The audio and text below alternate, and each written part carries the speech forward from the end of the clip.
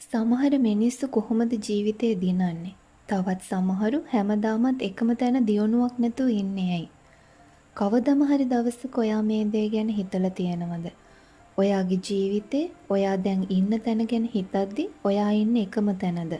එහෙම නැත්නම් ඔයා ජීවිතේ දිනලද? ජීවිතේ දිනන්න නම් ඔයාට ස්වයං විනයක් තියෙන්නම ඕන. අද අපි කතා කරන්නේ ජීවිතේ වෙනස් කරන ස්වයං විනය ගැන.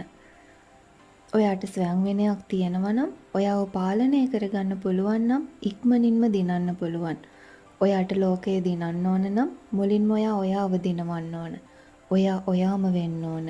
මේ වීඩියෝ එක අවසන් වෙනකොට ස්වයං විනය පුහුණු කරන්නේ කොහොමද? කම්මැලිකම පරාජය කරලා ජයග්‍රාහී මාවතක ගමන් කරන්නේ කොහොමද කියලා මම ඔයාලට කියලා දෙනවා.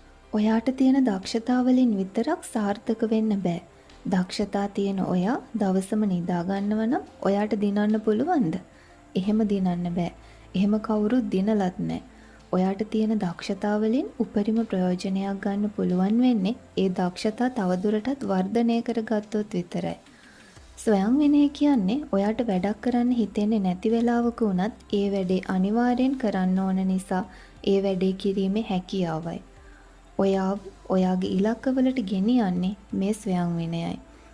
අපේ හැසිරීම්, සිතුවිලි, පුරුදු පාලනය කරන ගමන් සාර්ථකත්වයේ කරා ගමන් කරන්න අත්‍යවශ්‍ය දෙයක් තමයි ස්වයං විනය කියන්නේ.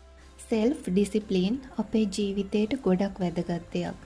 කරන්න බෑ කියලා කවුරු හරි කියන දෙයක්, කවුරු හරි හිතන දෙයක් වුණත් ස්වයං විනයක් තියෙන කෙනෙක්ට කරන්න පුළුවන්.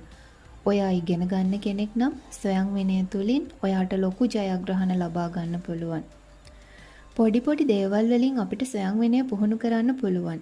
අපි කරන වැරද්දක් තමයි එකපාරම ලොකු දේවල් කරන්න යන එක. ඊට කලින් පුංචි දේවල් කරලා පුහුණු වුණාම ලොකු දේවල් කරන්න පහසු වෙනවා. අද ඉඳන් ඔයා උදේ අවදි වෙලා ඔයා නිදාගත්ත ඇඳ පිළිවෙලකට සකස් කරන්න. අද දවසට ස්තුතිවන්ත වෙන්න. මේ දේවල් හෙටත් උදේ නැගිටලා කරන්න. එතකොට අනිද්දා උදේ ඉබේම ඔයා මේ දේවල් කරනවා. විනයගරුක වෙන්න නම් ඔයාගේ වටේ පරිසරයත් ඒකට උදව් වෙන්න ඕන.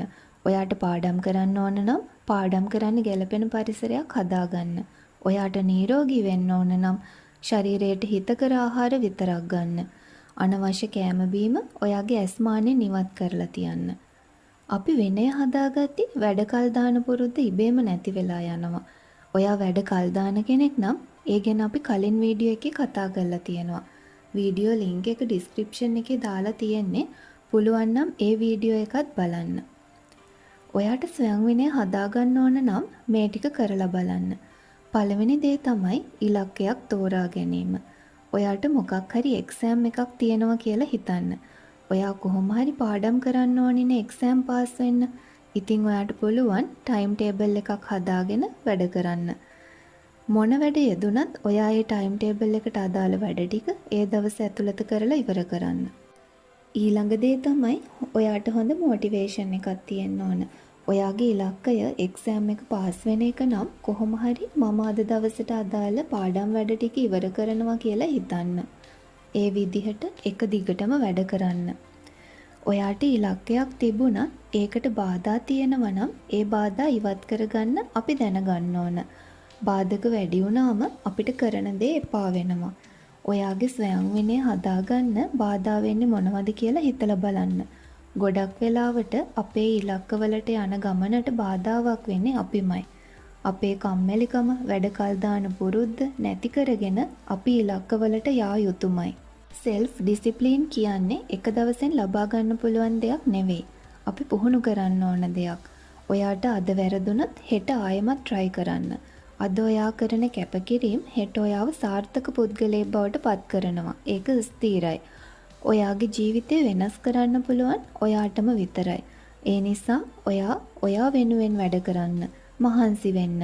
ඔයාටම කියලා ලස්සන ජීවිතයක් නිර්මාණය කරගන්න try කරන්න. මේ හැම දෙයකටම ඔයාට වැදගත් වෙන්නේ ඔයාගේ විනය. මේ වීඩියෝ එක වැදගත් කියලා හිතෙනවා නම් ඔයාගේ යාළුවන්ටත් බලන්න ෂෙයා කරන්න. තවත් මේ වගේ වටිනා වීඩියෝ බලන්න අපිව subscribe කරලා තියන්න. සාර්ථක ජීවිතයකට මඟ පෙන්වන තවත් වටිනා වීඩියෝ එකකින් අපි නැවත හමු වෙමු. ඔයාලා හැමෝටම ජයග්‍රාහී දවසක්.